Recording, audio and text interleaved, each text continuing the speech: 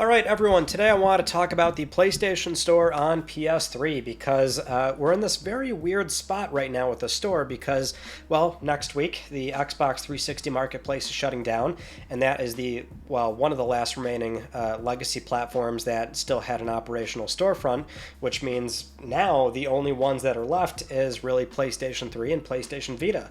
Everything else, 360, 3DS, Wii U, all the consoles around that era, the first truly internet-connected consoles, also Wii, DS, they're all shut down, right? So it's, a good thing that we had Sony reverse their 2021 decision where they were going to shut down PS3 and Vita, and enough community pushback made them reconsider, say, okay, we'll leave the store up and operational indefinitely. And I think that is something where we still have to keep in mind. I don't know how long this thing is going to keep going. Quite frankly, we've got it for 3 more years at the very least, probably another year or two. I really have no clue. It's something where I did want to touch on the store again because the weird thing about the PlayStation Store, right, on PS3, and by proxy PlayStation Vita, although I think the problem is much worse on PS3, is that this store, at least on the US store page, I can confirm this at least, it's rotting away. It's so weird what has been happening on the store within the past 3 years, right? Because it's something where I think what we can say about all the other stores before they shut down, they were still very functional and usable, and to a degree they kind of worked the same way they always did. But on PlayStation 3, the compromise we had to make is like, okay, wallet funds, that was something where the only way you can fund an account, as you can see from the notice here, the most recent change on the store that they put up about a year ago now at this point, maybe a year and a half ago, but letting people know that, hey, PS3 and Vita, if you want to buy content on these stores, then you have to fund your PSN wallet from either console, PS4, 5, I should say, or a mobile device, desktop. You can still punch in a PSN card directly on PlayStation 3, as far as I'm aware. I believe I just did that maybe 6 months ago, because I do use the store on occasion. But that's the thing, right, is I've seen this store slowly get worse and worse. You might even wonder, why is there Japanese in the top left corner? I'm on my North American account. I actually just went to the Japanese storefront, and then I signed out of that, logged into this one, and I think just cache data gets a little screwy with launching the application, and so that happens on occasion. And I thought, you know what, perfect, I'll leave that there because that illustrates my point. Oddly enough, though, I think it is only the primary issue is the storefront. I'm not sure if this is the case for Europe, but on the Japan store, it's really not like this, which is the delisting of games, and not even so much the true delisting of games where they're completely removed from the store and you can't buy them anymore, but it's a matter of just, I don't know what it is, but the filters on the store are broken, but they're broken in a way where they just keep getting worse and worse, and content keeps getting seemingly lost, right? As in, if you wanted to casually browse the store, you can't really do that on this thing, given that when you bring up filters, right, you can see it, well, in the top right, it says 1,052 games. Now, here's the alarming thing right off the jump. I have footage that I recorded back in 2021. That was around when Sony announced the store closure. So that was basically a snapshot of the store around that time. And the top right number was 2,338.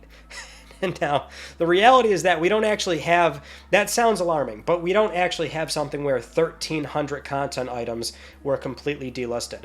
The real number, at least according to delistedgames.com, is 330-something games, something like that, which is still a ridiculous amount of content. That's a mix of completely digital software and also games that were, they had a disc retail release, but also they were available on PSN. All that stuff is taken down, so there's around 300-something items. But just casually browsing the store, the filters keep getting worse and worse to where more and more content goes missing to a degree. That's probably the best way to put this, is that the content has gone missing, because you can manually search for the thing you're looking for and usually find it, but for the most part, under all categories, just a lot of things are missing. So I'll probably overlay the archived footage that I have to show you just the alarming amount of numbers you're seeing, where it's just progressively lower and lower. And that's the other thing too. It's not like this was the 2021 snapshot, that's what it was, and this is what it is right now, and it was some sort of immediate drop off of 1,300. I used the PlayStation Store on PS3 somewhat regularly, more than most people, obviously. Over time, I've noticed the number gets lower and lower. So just over time, I don't know what is going on with the back end or why the store does this, but it just seemingly keeps losing items that is still available. It's still on there. You can still search for it and purchase it that way. But game type is, I think, pretty noteworthy here because, for example, one of the great things about PlayStation 3 still is the PS1 classics. That and also PS2 to a degree. And obviously PSN digital games, but like PS1 classics is a great way to look at this. 21 games. Now, I think it was only, again, maybe 6 months ago where that number said 40. What is going on? I don't necessarily know, but what I can confirm is that the nearly 200-something games that were released under the PS1 Classics program back in the day on PS3, they're mostly still there. One little trick I know with at least PS1, and I'm not sure if there's other sort of search filters you can use for other content items, but we can go to, not our cart, we can go to search.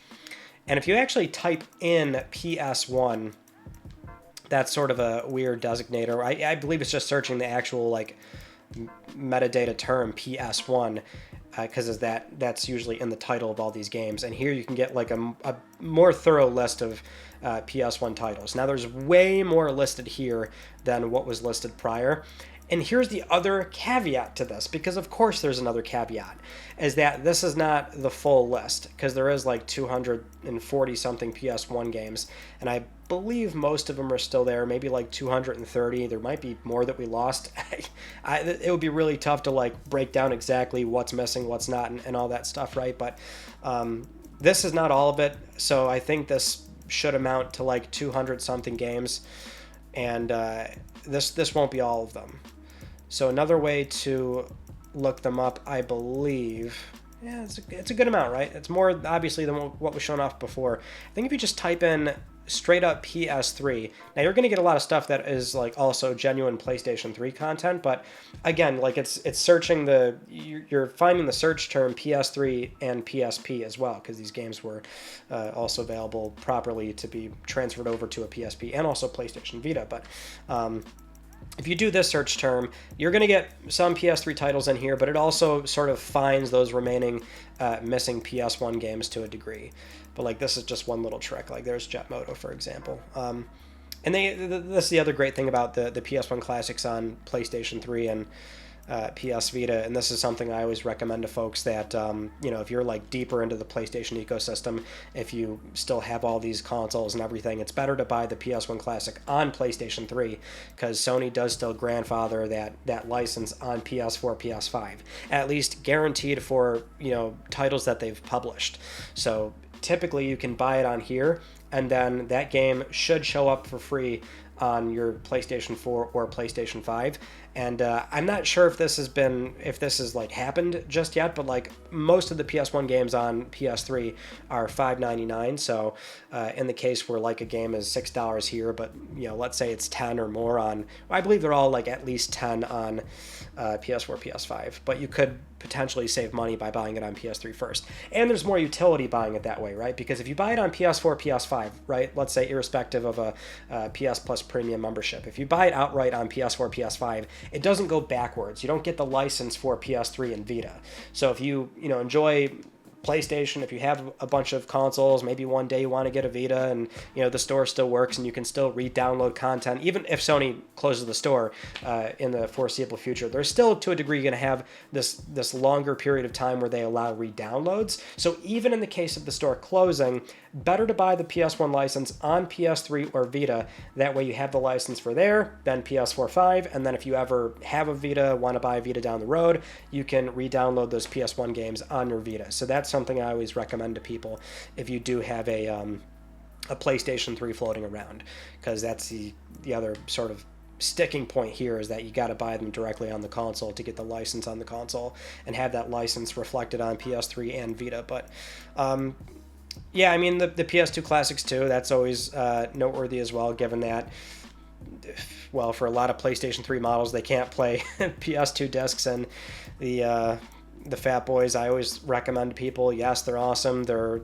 wonderful machines. One of my favorite consoles out there, but they're maintenance nightmares. They all need new thermal paste. It's not easy to take off the IHS and repaste it. And there's the Frankenstein mod, which the vast majority of people can't do. I believe if you search PS2, you should also be able to get that to come up as well. So let's see if we can get that going there. PS2. So we had only, 15 games that showed up, but yeah, we got a lot more that are popping up here. It's so weird, man. It's kind of a pain. But the reason why I visited the Japanese storefront is because I don't think it's a problem there. So the snapshot footage that I had for the Japan store, that showed like 730 something PS1 classics, because the Japanese store, they had way more PS1 games than we ever got in the West. And I just checked it, like just now. It's the nearly same amount. There was only a few that were missing. So those games either were actually like delisted, or you can still manually search for them and they're still on the store. But it's weird how between the Japan store, and I believe it's the same for Europe, they're still like fine in that way. Like they're still working and things aren't just randomly missing and whatever. And you can, I guess, organically search the store in a way that you can't necessarily do on the North American storefront. It's a very, very bizarre thing. But I don't know. It's something where I wanted to highlight that and at least remind people during a time where the 360 marketplace is going down that PlayStation 3 is still working. PlayStation Vita is still working. I would not expect it's going to keep going on for long, especially when, at least from this regional storefront, it would appear as though it's barely operational.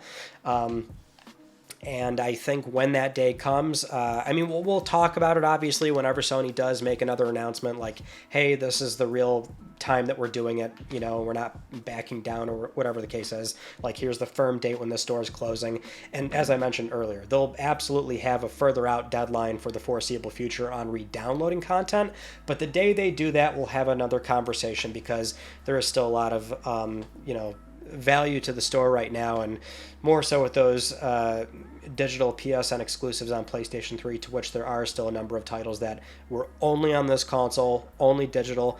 It's a tragedy, obviously, and I do always advocate for, in the here and now, obviously this is your own prerogative, but if you can legally acquire and buy games, then I would say do that. So it's a pain to use these stores, but they still work for the time being, and I just find it so weird how this content just keeps disappearing through the filters. I don't know what's going on, but at least you can still do it. How long? Who's to say? Anyway, thank you so much for watching, and I'll see you all in my next video. You take it easy.